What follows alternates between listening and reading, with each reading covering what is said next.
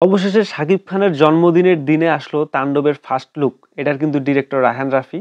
তো জন্মদিনে তার ফার্স্ট লুকটা আসার পরে অর্থাৎ এই পোস্টারটা দেখার পর আমার রিঅ্যাকশন আসলে কেমন এটা জানাবো এবং সেই সাথে আরেকটা তথ্য দেব।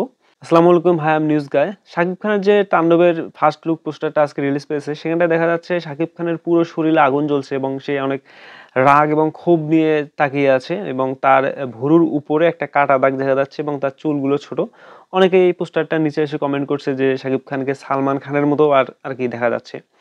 তো যাই হোক, বিষয়টা এটা না, বিষয়টা হচ্ছে তাণ্ডবে শাকিব খানকে বেশ কিছু লুকে দেখা যাবে, যেমনটা আমরা অনেক আগে থেকেই শুনে আসছি।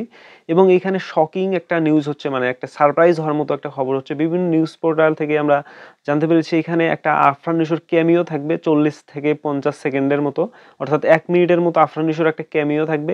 এই ব্যাপারটা এখনও কোনোভাবে নিশ্চিত হওয়া যায় নাই, তবে বিভিন্ন নিউজ পোর্টাল এটা জানিয়েছে।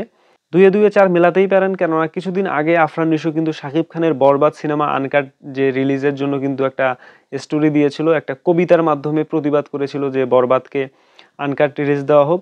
তো শাকিব খান এবং আফরান নিশো যদি দুজন একসাথে সিনেমায় আসে, অর্থাৎ সিনেমা স্ক্রিন শেয়ার করে, তাহলে এটা কি লেভেলের একটা হইচই পড়ে যাবে বাংলাদেশের ফিল্ম ইন্ডাস্ট্রিতে। এটা আসলে সিনেমার জন্য ভালো হবে যদি শাকিব খান আফরান নিশো এক সিনেমায় থাকে, যদি 20 সেকেন্ডের জন্যও থাকে, এটা কিন্তু এই সিনেমাটা কিন্তু সুপার ডুপার হিট হবে। কেননা আফরান নিশো শাকিব খান দুইজনার ফ্যান বেজ অনেক ভালো।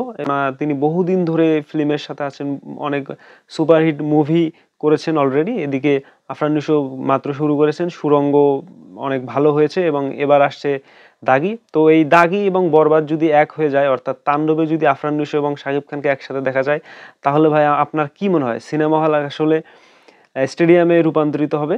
তো সবকিছু মিলিয়ে শাকিব খানের যে ফার্স্ট লুক পোস্টারটা আসলো, এটা হচ্ছে আমার মনে হয় এটা এক লুক, এটা আরো অনেক লুক আসবে আস্তে আস্তে।